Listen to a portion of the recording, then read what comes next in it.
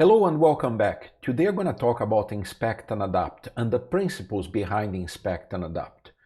What we're going to discuss in this video is not specific to Scrum, Kanban, Lean, or any scaling framework if that's your case. We are going to discuss the principles, and in future videos we're going to be discussing specific ways to inspect and adapt in all those frameworks. When it comes to Inspect and Adapt, the question that I hear all the time is, why do we need it? The reason we need it is to improve the way we build product and the way we deliver that product. When we do an inspection, we should be looking at the tools, the processes, and the people involved in building and delivering a product. That's how we get better at what we do.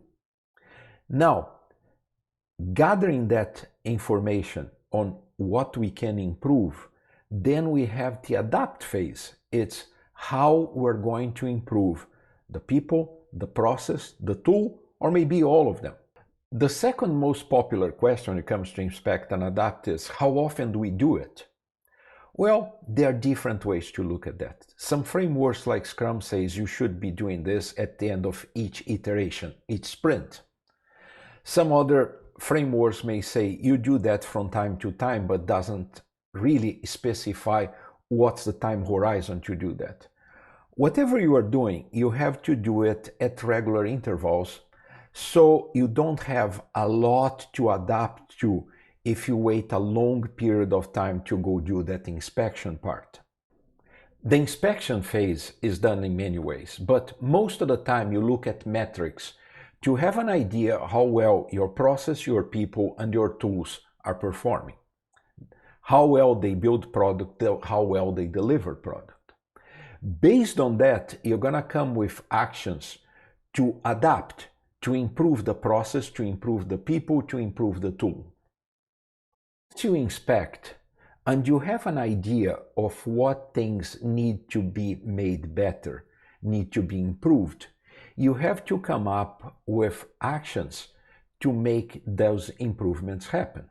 That's where we go into the adaptation phase. And that normally involves creating an experiment. Why is that? Well, you may not know the answer immediately, or you may not know if the answer will actually give you the results that you're looking for. That's why you experiment. When you create an experiment, you have to have a hypothesis, so you understand what you are trying to prove. We should never use an experiment to roll changes to a process, to people, or to tools. Experiments exist to validate a hypothesis. And surprise, surprise, sometimes they don't validate it, quite the opposite, they negate the hypothesis. And a lot of times people feel bad about this. Well, I tried this and this didn't work. That's when you have to step back and say, this is great. I know what doesn't work. I know that this experiment didn't work. So I know this is not something we want to keep moving forward because it's not going to work. That brings the point that experiments should be short-lived.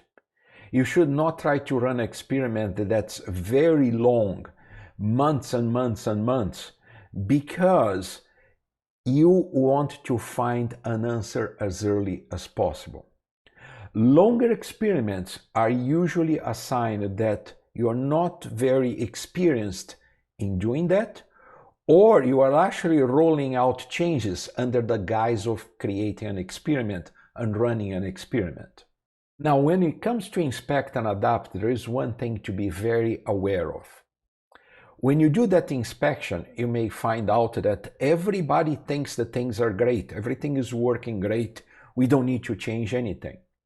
That may or may not be true, but in cases where it is true, everything is going great, you should be thinking about how you can preserve that, or how can you replicate that in other parts of your organization.